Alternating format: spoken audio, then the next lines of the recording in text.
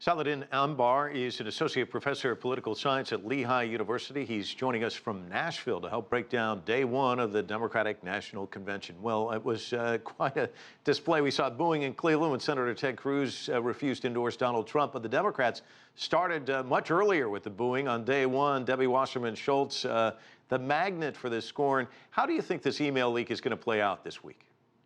Well, it's hard to know. It's certainly not the way you want to begin a convention of any kind.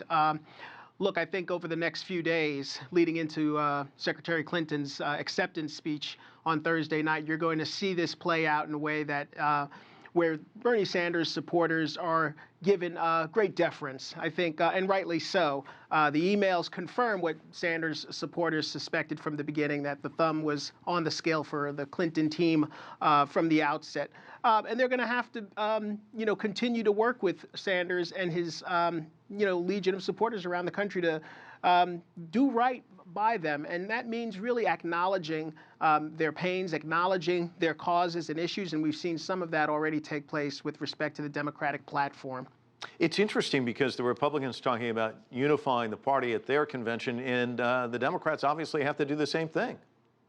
Yeah, there's no question. Look, going back at least since the late 1960s, Democrats have had to struggle with the left wing of their party and the so-called center or middle wing of the party, and that's on full display right here. This is in some ways not new. What is new is the level of vitriol and disappointment and division that's on display. And I think that going into this campaign, Hillary Clinton had suspected that this would have been long resolved.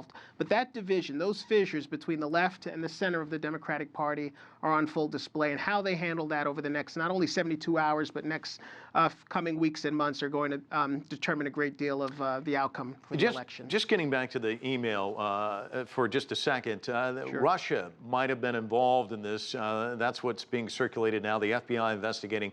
This election, in many respects, more interesting than past elections. It seems like we've seen it all. I mean, have you ever seen anything quite like this?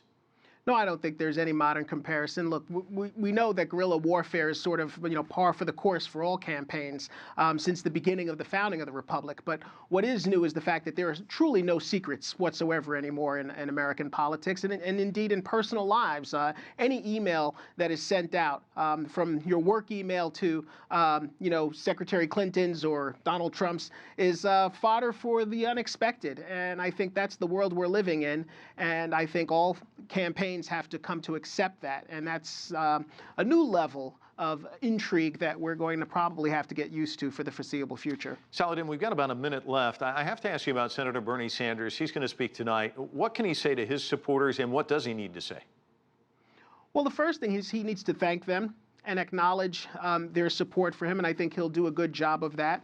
And then I think he needs to throw his weight behind what Secretary Clinton has done and what the Democratic Party has done thus far, which is really in many ways unprecedented in the last generation or so of Democratic Party politics, to change the rules, to knock down a sitting DNC chair and move in a way that is going to bring the issues that he cared about, a number of them, maybe not all, but a number of those issues to the fore of the party plank and into Secretary Clinton's administration. That's what he's fighting for, and that's what he's going to speak to tonight, that his views and their views are now part of what Secretary Clinton's going to be bringing to the world as president should she be elected.